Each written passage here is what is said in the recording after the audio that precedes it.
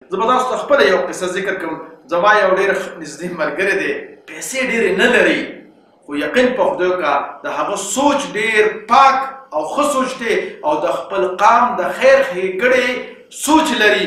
کله چې زه هغه سره کښېنم نو د هغه په شونډو باندې او په خوله باندې خندا وي، او یو ورځ هم ما د هغه تندې بوټ ونه لیده، په تندي یې 12 بجې نه وي. او کله چې زه راپاڅم زه ډېر په اطمینان کې یم او ډېره خوشحالي راته نصیب شوې وي. دا څه وجه ده؟ د هغې سوچ پاک او ښه دی. نو که دغه شانتې مونږ تاسو 24 غنټې کې یو 10 منټه وباسو او په داسې یو شخصیت سوچ کوو چې د هغه ښه سوچ وي، نو د هغه ژوند کې کوئی اطمینان وي، نو مونږ او تاسو سوچ سره به زمونږ ذهن هم دا خبره واخلي. که مونږ هم په خپل ذهن کې ښه سوچ پیدا کړو نو زمونږ په ژوند کې به هم اطمینان راشي. اوس راځو درېیمې طریقې ته.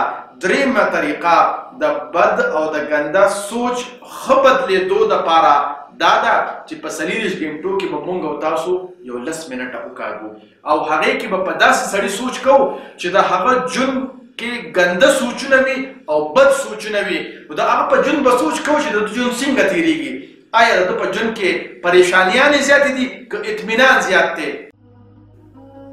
د خدای دپاره پښتنو ځانونه وپېژنئ، ستاسو دپاره خو به ځان له پیغمبر نه راځي.